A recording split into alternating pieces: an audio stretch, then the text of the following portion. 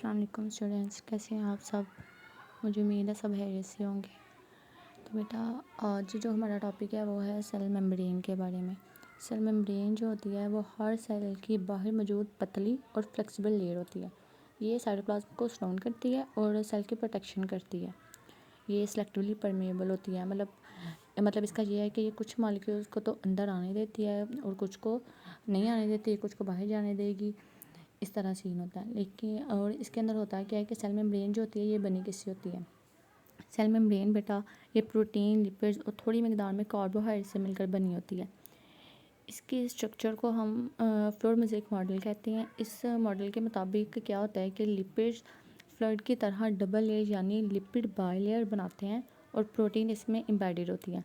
Lipid और protein side to side move कर सकते हैं, इसलिए मेम्ब्रेन को हमेशा इसलिए जो मेम्ब्रेन का जो पैटर्न होता है ना वो हमेशा चेंज होता रहता है। कार्बोहाइड्रेट्स जो होते हैं वो कार्बोहाइड्रेट्स प्रोटीन के साथ मिलकर ग्लाइकोप्रोटीन्स और लिपिड के साथ मिलकर ग्लाइकोलिपिड्स बनाते हैं।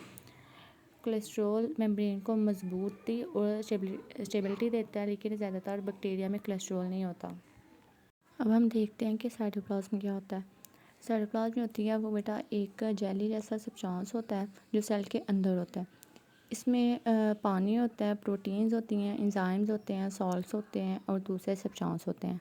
अब इनका काम क्या होता है, ये ऑर्गेनेल्स को मूव करने, क्योंकि ये एक जेली जैसा सब्सटेंस होता है इसलिए ये क्या करता है कि ये ऑर्गेनेल्स को मूव करने में और अपना फंक्शन परफॉर्म करने के लिए मीडियम प्रोवाइड करती है।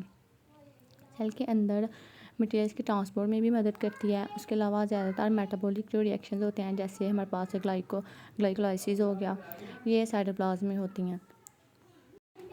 इसके अलावा साइटोप्लाज्म जो होती है वो फूड और वेस्ट मटेरियल को भी स्टोर करती है। साइटोप्लाज्म का लिक्विड हिस्सा साइटोसोल कहलाता है, जिसमें मॉलिक्यूल्स और छोटे पार्टिकल्स मौजूद होते हैं। ये था हमारे पास साइटोप्लाज्म के बारे में। अब आ जाता है हमारे पास बेटा कि न्यूक्लियस क्या होता है। न्यूक्लियस हम जो है अगर ये आपको एमसीक्यूज़ में भी आ सकता है कि न्यूक्लियस जो होता है वो कंट्रोल सेंटर होता है सेल का। न्यूक्लियस हर यूकैरियोटिक सेल का कंट्रोल सेंटर होता है। एनिमल सेल में ये आमतौर पे सेंटर में होता है, जबकि मैच्योर जो प्लांट सेल होते हैं उनमें ये लार्ज सेंट्रल वैक्यूल की वजह से साइड पर होता है। न्यूक्लियस डबल मेम्ब्रेन से घिरा होता है, जिसे न्यूक्लियर इन्वेलप कहते हैं। इस मेम्ब्रेन में जो हमारे पास है न्यूक्लियर इन्वेलप है, इसके अंदर अब क्या क्या चीज़ें होती हैं। इस मेम्ब्रेन में न्यूक्लियर पोर्स होते हैं जो न्यूक्लियस और साइटोप्लाज्म के दरमियान सब्सटेंसेस की मूवमेंट अलो करते हैं।